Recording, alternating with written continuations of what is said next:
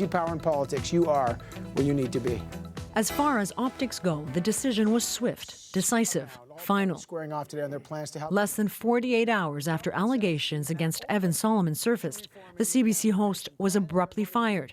And today, tough talk followed. There's always been a zero tolerance. And zero tolerance, CBC President Hubert Lacroix says, to a breach of CBC journalistic policy. All the actions we took from there on is about protecting and supporting the integrity of the content and of the journalism that we make. The host of Power and Politics and the House was taken off the air Monday after CBC managers became aware of information in this Toronto Star report. It alleges Solomon partnered with art collector Bruce Bailey and used his journalistic contacts to broker art deals with prominent people like former Bank of Canada Governor Mark Carney, who appeared on his show, and former BlackBerry co-CEO Jim Balsillie, with whom he interacted as a journalist.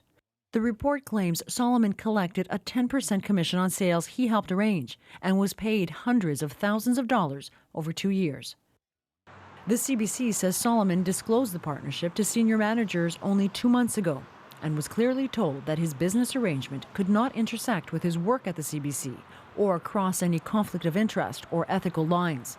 As per the public statements we made, indicated that he was not involved in the he was a silent partner in a business with an art broker and his wife, and the information that we now have seems to be not that one.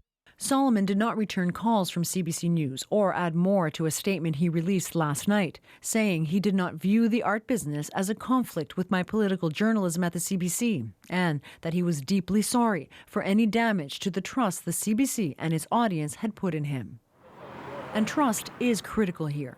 The CBC is still reeling from a scathing report into how it managed the Jian Ghomeshi affair, as well as controversy involving other personalities who made paid speaking engagements approved by the CBC. Solomon's name and face disappeared from CBC property overnight, yet another move to protect the brand and the credibility it banks on. I think it's particularly important when you're covering politics and you're covering the people who ultimately make decisions about when the CBC gets money or doesn't get money, the members of Parliament, that you have to have a high ethical standard and you have to be above reproach. Tonight, the union raised concerns that management rushed to judgment, but the CBC says it stands by its decision and that its own review into the matter revealed more information that cemented the decision to let Solomon go. Joanna Rumiliotis, CBC News, Toronto.